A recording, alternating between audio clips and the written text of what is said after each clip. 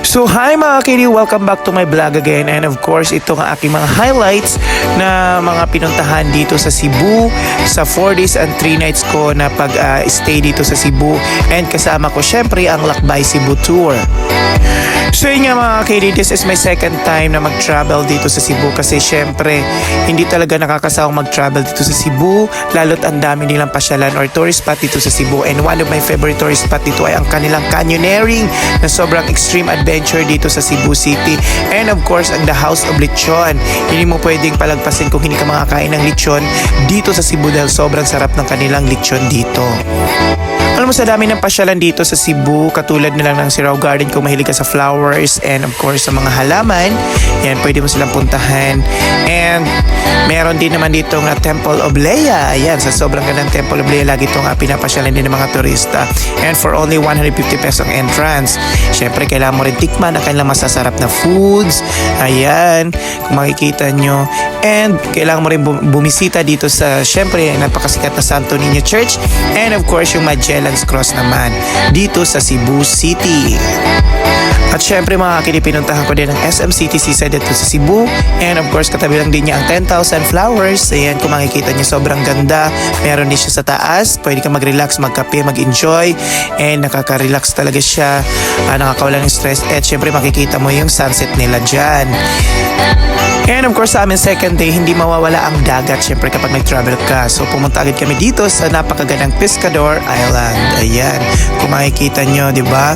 Sobrang nag-enjoy talaga kami dyan. And of course nag-snorkeling kami, nag-turtle watching kami, and of course nag-sardines run kami. So sobrang nakaka-enjoy, sobrang nakakatuwa, and sobrang saya talaga ng aming pagpunta dito sa Cebu City. And of course sa aming third day nga ay talagang extreme na extreme ang adventure namin dito dahil nandito kami ngayon sa canyoneering. And alam nyo ba guys, 40 minutes ang ititrick mo dito sa canyoneering sa Kawasan Falls bago ka makarating. And pag nakarating ka naman, sobrang adventurous, sobrang extreme kasi talaga namang mananakit ang buong katawan mo dito sa Kawasan Falls kasi sobrang ganda. So yun nga mga kiddies, so kapag nandito talaga kayo sa Cebu, kailangan nyo talagang subukan itong canyoneering na to kasi sobrang saya, sobrang enjoy. Hindi mo pwedeng papalagpasin to kapag kayo nag-visit dito or nag-travel dito sa Cebu City.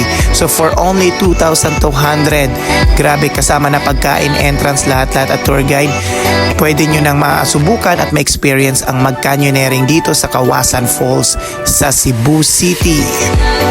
O diba? So that is my favorite, which is the canyoneering. And of course syempre meron din akong isa sa pinaka-favorite din dito sa Cebu City, ang syempre ang mag-whale watching. Kaya excited na kami.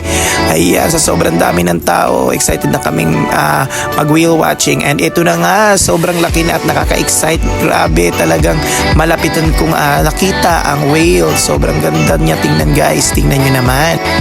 And of course, syempre after na may mag-whale watching, hindi ka pwede magpasalamat kay Jesus Christ and of course kay Mama Mary. So dumalaw kami dito sa Simala Church, as isa pinakasikat na church dito sa Cebu City.